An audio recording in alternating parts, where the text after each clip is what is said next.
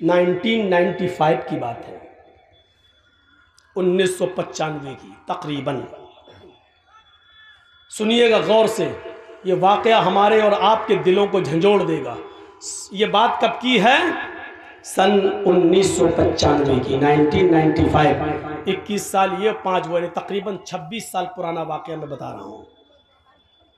सुनिए, गाजियाबाद से by road की बात कर रहा हूं, बाई रोड, जब आप लखनऊ से कटते हुए, बरेली होते हुए, मुरादाबाद होते हुए जब आप गाजियाबाद जाएंगे, और गाजियाबाद से जो सड़क दिल्ली की तरफ गई है, बीच में एक एरिया है, गांव है, उसका नाम है लोनी।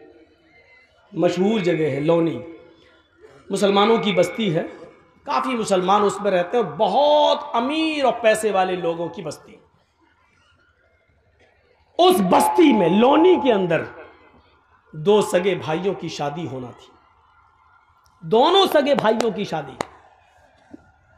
और जिस गांव में बारात जाना थी वो एक ही गांव है, एक ही गांव में, लड़कियां अलग अलग थी लेकिन बारात एक ही गांव में जाना थी। तो शादी से, जैसे कल सुबह बारात जानी है, कल दोपहर में या 4 बजे के बाद, असर के बाद बारात जानी है, तो एक रात, यानी उससे एक रात पहले इन दोनों नौजवानों ने सोचा कि इस रात को रंगीन बनाया जाए, खेल तमाशा किया जाए।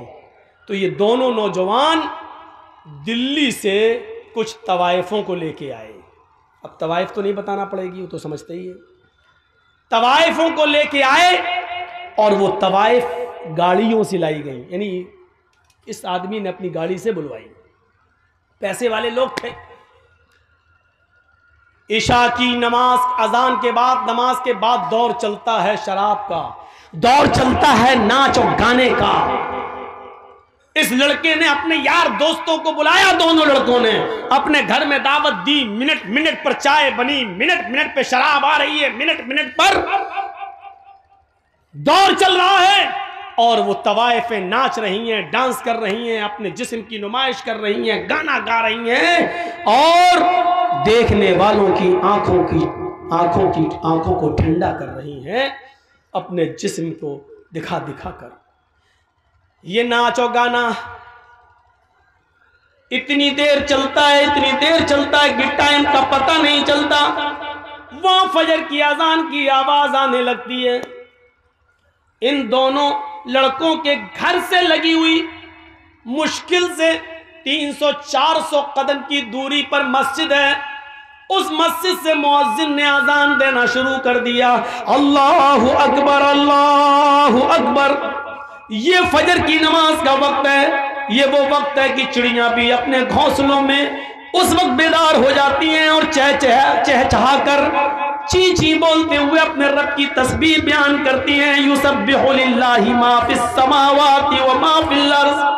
सुबह के दरख्तों के पत्तों की से चलने वाली हवा भी अल्लाह की तस्बीह बयान करती है। आसमान से उतरने वाली शबनम और ओस के कतरे भी अल्लाह की तस्बीह बयान करते हैं। कायनात की हर शय अल्लाह की हम्दो सना बयान करती है। और ये वो वक्त है फजर की नमाज का कि अल्लाह के नबी ने फरमाया कि मेरी उम्मत का जो भी आदमी, जो भी मुसलमान, जो भी मुझ पर ईमान लाने वाला फजर की नमाज के वक्त उठेगा और जमात के साथ फजर की नमाज पढ़ेगा, और फजर की नमाज पढ़ने के बाद फिर वो जो भी मेहनत करेगा, जो मजदूरी करेगा, अल्लाह रब्बुल आलमीन उसके रिस्क में बरकत देगा। अल्लाह उसके लिए रोजी के दरवाजे खोल देगा। उस आदमी को कभी भूखा नहीं सोने देगा, उसको फिक्र फाके की कभी नौबत नहीं आएगी।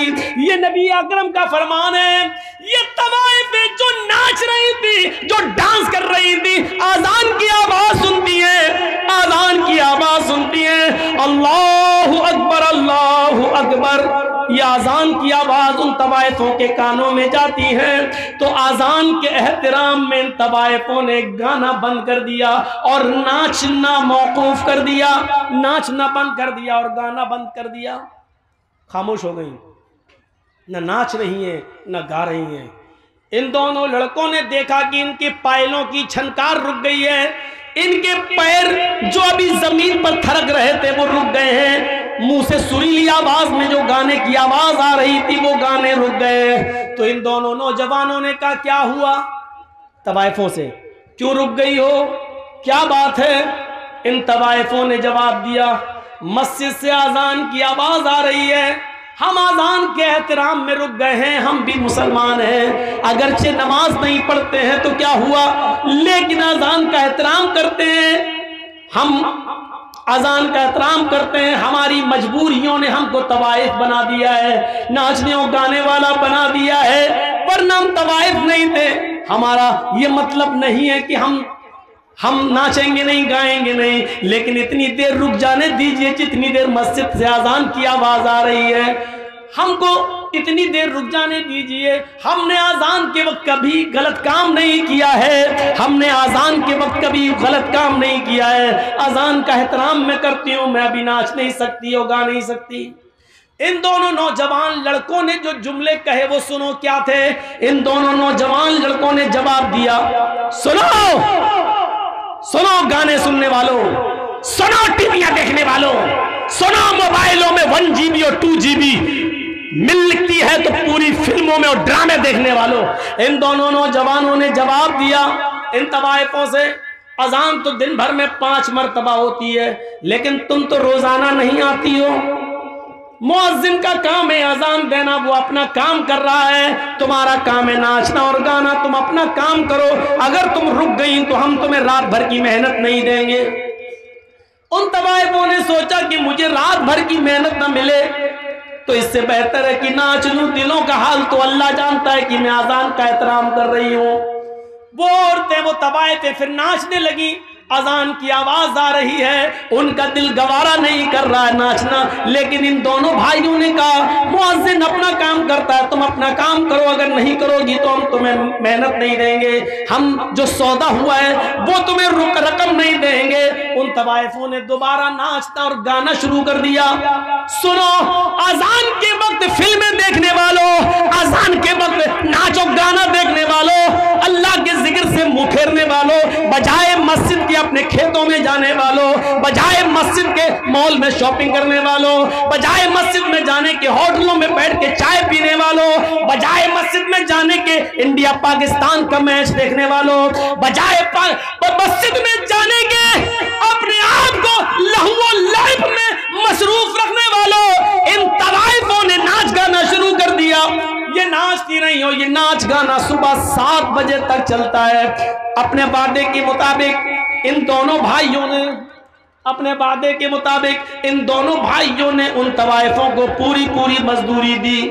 उन तवाइफों ने कहा देखिए हम औरत जात हैं, पेशावर तवाइफ जरूर है, हम पैसा मिलता है सिर्फ नाचते और गाते हैं, लेकिन अपने जिस्म का सौदा नहीं करते हैं, हमारी इज्जत को खतरा है, तुम लोग इज्जत के साथ मुझे लेके आए हो, मुझे इज्जत के साथ दिल्ली तक पहुंचा दो।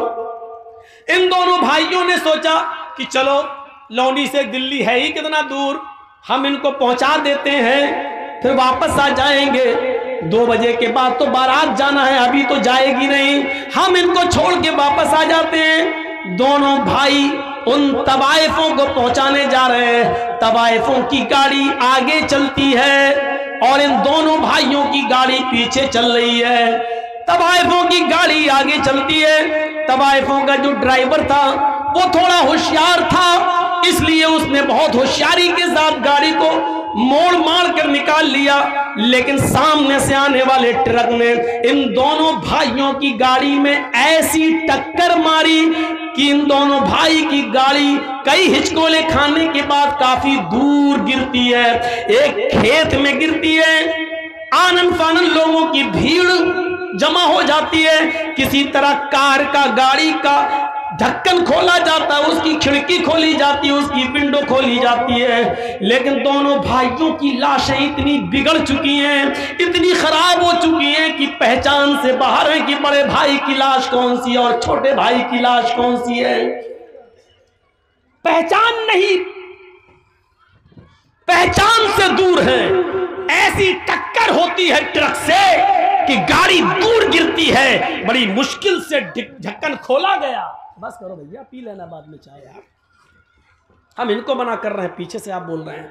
दोनों भाइयों की गाड़ी डिक्की खोली जाती, ढक जब खिड़की तो लाश पहचानने में नहीं आ रही है कि बड़े भाई की लाश कौन सी है, छोटे भाई की लाश कौन सी है। इन दोनों लाशों को उठाया गया है, पोस्टमार्टम के बाद मां बाप के हवाले किया गया है।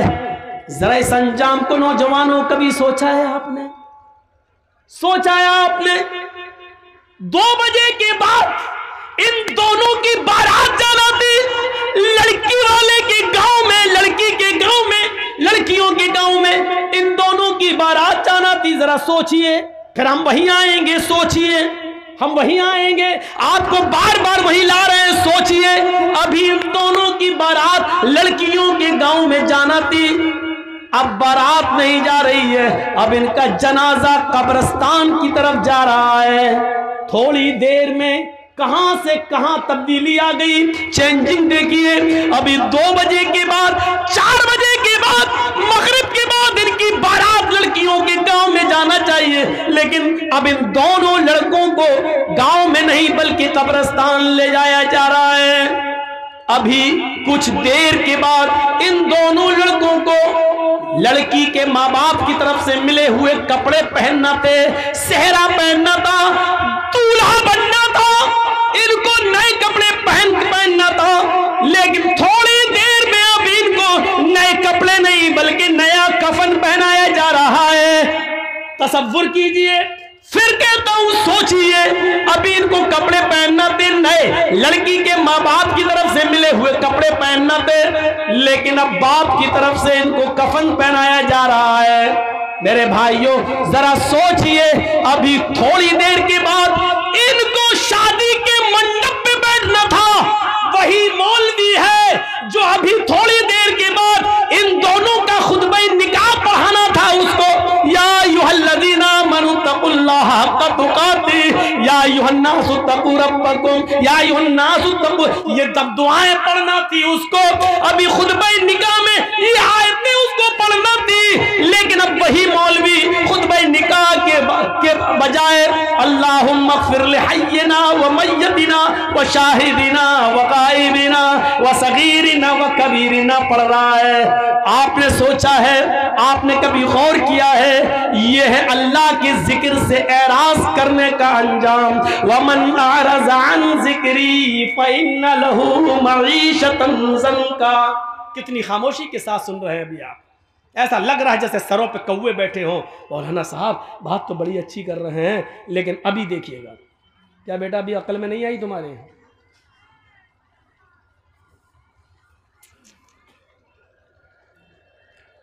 तसव्वुर कर रहे हैं आप, थोड़ी देर में क्या हैसियतें बदल गई। जाना था लड़कियों के घर, बारात लेकर गांव में पहुंचाया जा रहा है कब्रिस्तान।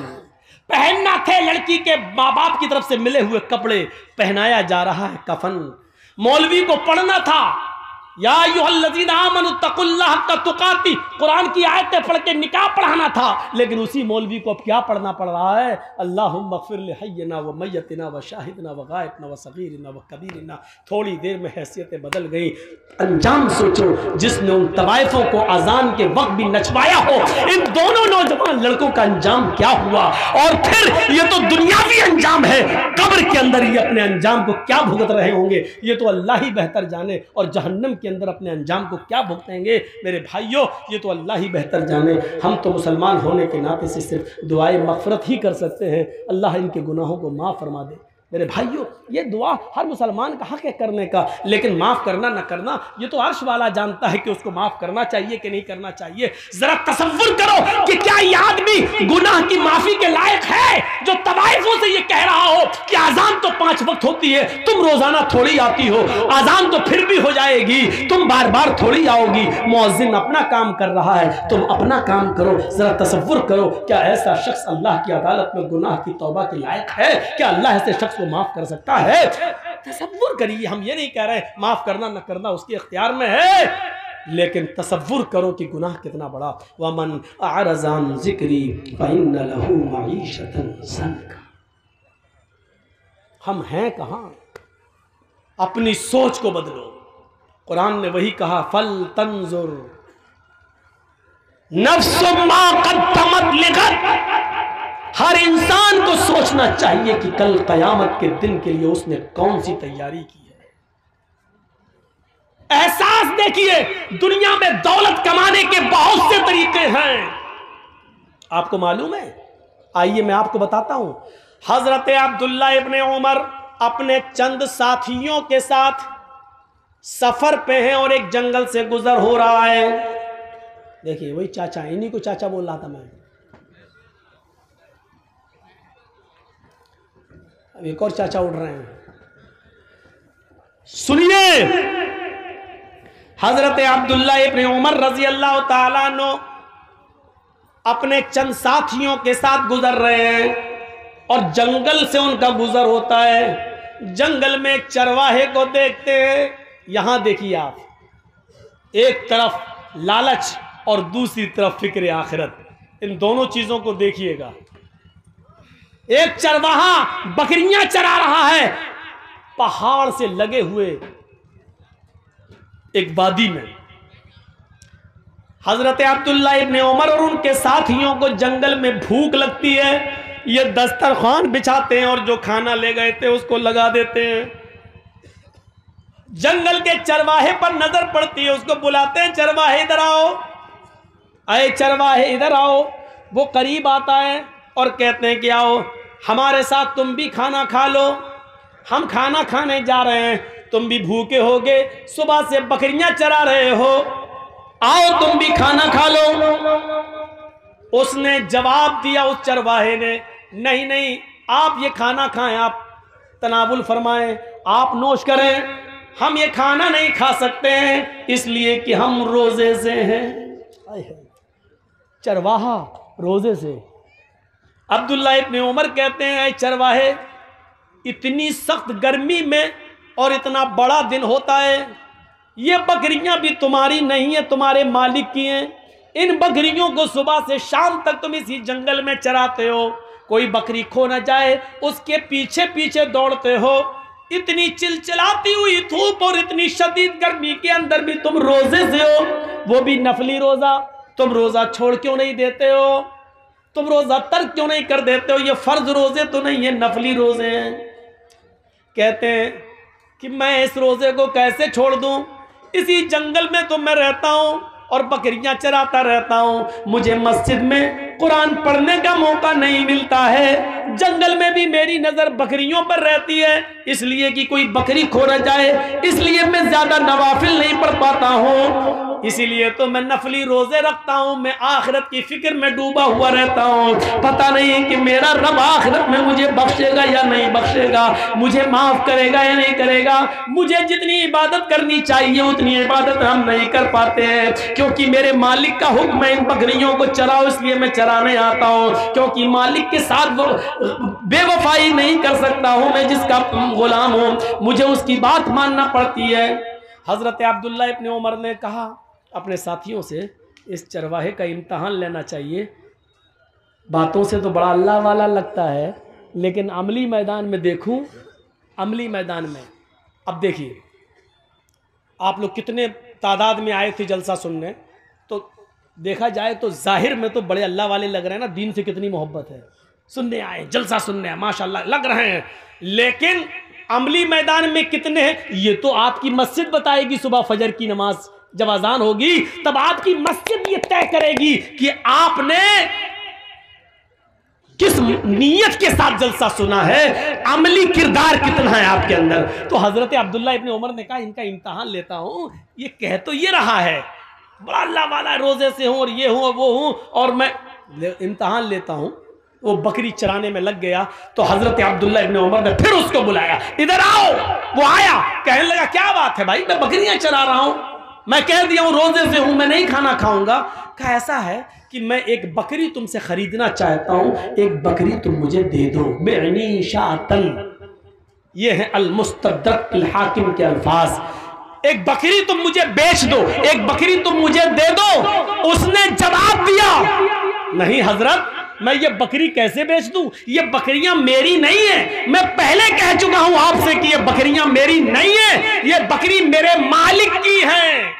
अपने मालिक की अमानत में खयानत कैसे कर दूं मैं? ये बकरी मेरी नहीं है।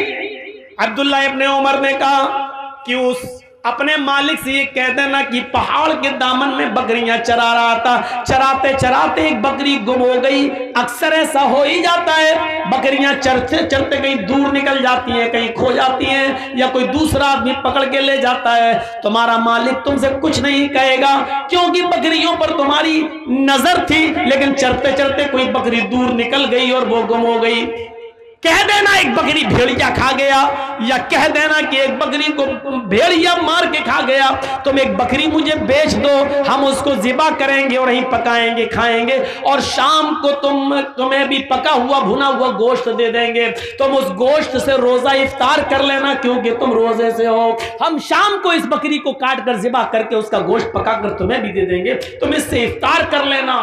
वो चरवाहा हजरत अब्दुल्ला इब्ने उमर की ये बात सुनता है, उंगली से इशारा करता है और चीखता हुआ रोते हुए भागता है, कहता आइन अल्लाह, आइन अल्लाह, आइन अल्लाह। फिर अल्लाह कहाँ है, फिर अल्लाह कहाँ है, फिर अल्लाह कहाँ है? यानी आए अब्दुल्ला इब्ने उमर, आज मैं तुम्हें बकरी बेच दूंगा, मैं अपने मालिक से झूठ बोल दूंगा, मेरा मालिक मुझे कुछ नहीं कहेगा, थोड़े से दिरहम मुझे बकरी के मिल जाएंगे, लेकिन फिर अल्लाह तो मेरी इस हरकत को देख रहा है। मैं अपने मालिक से झूठ बोल सकता हूं, लेकिन कल कयामत के दिन अपने मालिक के मालिक को क्या जवाब दूंगा? आइन अल्लाह, आइन अल्लाह। फिर अल्लाह कहां है, अल्लाह कहां है? आए नौजवानों, आए इस गांव में जलसा सुनने के लिए आने वालों, तुम्हारे हाथ में शराब की बोतल होती है, उस वक्त तुम्हारे मुंह से ये क्यों नहीं निकलता? मेरा बाप नहीं देख रहा है, मेरी माँ नहीं देख रही है, मेरा बड़ा भाई नहीं देख रहा है, मेरी बीवी नहीं देख रही है, लेकिन अल्लाह तो देख रहा है। अल्लाह कहाँ है, अल्लाह कहाँ है? तुम जुआ खेलते हो, तुम्हारे मुंह से ये आवाज क्यों नहीं निकलती? अल्लाह देख रहा है। तुम चोरी करते हो, तुम्हारे मुंह से ये आवाज क्यों नहीं आती? आइन अल्लाह, आइन अल्लाह। अल्लाह कहाँ है, अल्लाह कहाँ है? आजान की आवाज आती है, तुम कैरम बोर्ड खेलते रहते हो, तुम मैच देखते रहते हो, तुम्हारे मुंह से उस वक्त ये आवाज क्यों नहीं निकलती? आइन अल्लाह। कोई देखे ना देखे, लेकिन अल्लाह तो देख रहा है। ये तकवा कहाँ गया है? ये तुम्हारे अंदर की नेकी कहाँ चली गई? ये सोच तुम्हारी कहाँ चली गई? वो चरवाहा भागता है, दूर जाता जा रहा है, कह रहा है आइन अल्लाह, आइन अल्लाह। फिर अल्लाह कहाँ है, फिर अल्लाह कहाँ है? यानी अल्लाह तो मुझे देख रहा है। आए अब्दुल्ला, मैं यहाँ झूठ बोल सकता हूँ अपने मालिक से, लेकिन कल कयामत के दिन हमारा झूठ पकड़ा जाएगा, हमें सबके सामने बेनकाब किया जाएगा। हम दुनिया में हम ऐसा नहीं कर सकते, अल्लाह हमारी इस हरकत को देख रहा है। अब्दुल्ला इब्ने उमर ने उस चरवाहे को भागते हुए देखा और अपने साथियों से कहने लगे, आइन अल्लाह, आइन अल्लाह। अल्लाह कहाँ है, अल्लाह कहाँ है? देखो इस चरवाहे के अंदर अल्लाह का कितना डर है, इतना खौफ है। वो अपने गांव जाते हैं, अब्दुल्ला इब्ने उमर लौटकर अपने घर जाते हैं और दूसरे दिन उस चरवाहे के मालिक के पास जाते हैं और कहते हैं, मुझे ये चरवाहा भी चाहिए और जितनी बकरियां तुम्हारी हैं वो सब मुझे चाहिए, कीमत बताओ, कीमत बताओ। मालिक ने कहा, इस गुलाम की इतनी कीमत और बकरियों की इतनी कीमत। अब्दुल्ला इब्ने उमर ने गुलाम की कीमत भी अदा कर दी और बकरियों की कीमत भी दे दी। गुलाम को खरीद लिया और गुलाम के साथ साथ बकरियां भी खरीद ली और फिर उस गुलाम को आज़ाद कर दिया। अरे गुलाम, आए फलां के गुलाम, मैंने तुम्हें खरीद लिया अपना गुलाम बनाने के लिए नहीं, आज तुम्हें मैं आज़ाद कर रहा हूं और ये बकरियां तुम्हें तोहफे में दे रहा हूं। अब तुम इन बकरियों के मालिक हो और किसी के गुलाम नहीं हो। आइन अल्लाह, ये कलमा, इस जुमले ने तुम्हें आज गुलामी से नजात दिला दी है। इसी तरह अल्लाह से डरते रहना, इंशाअल्लाह अल्लाह से इसी तरीके से डरते रहोगे तो यही डर क़यामत के दिन जहन्नम से भी तुम्हें आज़ाद कर देगा, जहन्नम से भी तुम्हें नजात दिला देगा। मेरे भाइयों, कल तक ये सोच थी, कल तक ये फिक्र थी, ये कहां चली गई? आज हमारे अंदर से कहां चली गई? सारे वाकयात मैं आपको कुरान से सुना रहा हूँ या हदीस से सुना रहा हूँ। मेरे भाइयों, कुरान और हदीस को सुनने की आदत डालिए और उसके मुताबिक अपनी जिंदगी को ढालिए, उसके मुताबिक अपनी जिंदगी को ढालिए और आदत डालिए अपनी सोच को बदलने की। कभी आपने सोचा है आज भी पैसा लेकर अपना जिस्म बेचने वाली बहुत औरतें तुम्हें मिल जाएंगी, हर शहर में मिल जाएंगी। किशनगंज से लेकर सिलीगुड़ी तक आप चले जाओ, नेट पे तलाश करो, सर्च करो, गूगल पे आप सर्च करो तो हर जगह उनके अड्डे भी तुम्हें मिल जाएंगे। मेरे भाइयों, जरा तसव्वुर करो, वो लड़कियां, वो औरतें पैसा लेती हैं और जिस्म बेचती हैं। सोची तो है? उनसे पूछो ऐसा क्यों करती हो, वो क्या कहेंगी? बिजनेस है मेरा, धंधा है मेरा। उनकी सोच क्या है तवाइफों की? ये बिजनेस है, ये धंधा है, मैं अपना जिस्म बेच रही हूं, पैसा कमा रही हूं, ये मेरा जिस्म है, ये मेरा जिस्म है, ये मेरा बिजनेस है, ये मेरा धंधा है। ये उनकी सोच है। लेकिन हम और आप अपनी बहनों बेटियों से ये काम क्यों नहीं कराते? क्योंकि हम जानते हैं कि ये गलत काम है, ये गंदा काम है, ये हराम काम है और ये बदनामी वाला काम है, ये इंसान को जलील करता है। ये हमारी सोच है। इंसान दो हैं, वो भी इंसान, हम भी इंसान। उसकी सोच क्या है? वो कहती है ये धंधा है, और हमारी सोच क्या है? हम कहते हैं ये गलत और नाजायज और हराम काम है जो हम अपनी माँ बहन बेटी से नहीं करा सकते हैं। गौर कीजिए, दुनिया में इंसान वो भी है, हम भी हैं। उसकी सोच वो है, हमारी सोच ये है। जब इस दुनिया में एक इंसान की दो सोचें हो सकती हैं तो इसी को अल्लाह कह रहा अपनी सोच को कुरान और हदीस के मुताबिक ढालो। अपनी सोच को अपने हिसाब से मत चलाओ, बल्कि कुरान और हदीस के मुताबिक अपनी सोच को ढालो। अल्लाह के रसूल ने जिन औरतों को नंगा कहा है वो तुम्हारे फैशन कह देने से फैशन नहीं माना जाएगा, वो नंगी ही रहेंगी। अल्लाह के रसूल ने जिस शराब को शराब और हराम करार दिया है, उस शराब को हम दवा का नाम देकर जायज नहीं कर सकते हैं। वो शराब शराब रहेगी, वो हराम हराम रहेगी। उसको कोई जबान में उसका नाम दवा रख दो तो दवा रख देने से उसकी हैसियत नहीं बदल जाएगी। तो मेरे प्यारे साथियों, अपनी सोच को बदलने की कोशिश करो, अपनी सोच को बदलो, अपनी जिंदगी के अंदर तकवा लाओ, परहेजगारी लाओ। जरा तसव्वुर करो, एक वाकया सुनाता हूं हदीस का। अल्लाह के नबी फरमाते हैं, चलिए आधे लोग तो जा चुके हैं, आधे रह गए हैं, थोड़ा सा सुनिए। एक और चीज हम आपको सुनाने जा रहे हैं, बहुत जबरदस्त चीज है। अल्लाह के नबी फरमाते हैं कि एक ऐसा जमाना भी तुम अपनी आंखों से देखोगे। अब सोच देखिए, एक ऐसा जमाना आएगा कि तुम अपनी आंखों से देखोगे, युस्बिहुर रजुलु मुमिनन व युमसी काफिरन व युमसी मुमिनन युस्बिहु काफिरन यबीउ दीनहु बिइरज़िन मिनद दुनिया। बहुत जबरदस्त हदीस है। इस हदीस को जिसने भी सुन लिया, अपनी सोच को बदल लो, इंशाल्लाह कामयाब। सुनिए क्या है। तुम देखोगे लोगों को कयामत से पहले एक ऐसा जमाना आएगा कि तुम देखोगे कि एक मुसलमान युस्बिहुर रजुलु मोमिनन, सुबह जब वो उठेगा तो मोमिन होगा, युमसी काफिरन, शाम होते होते काफिर हो जाएगा। लीजिए, कौन आदमी? सुबह उठोगे मोमिन पाओगे उसको, और शाम होने से पहले पहले वो काफिर हो जाएगा। शाम को उसको देखोगे वो मोमिन होगा, लेकिन सुबह उठते उठते देखोगे कि वो काफिर हो जाएगा।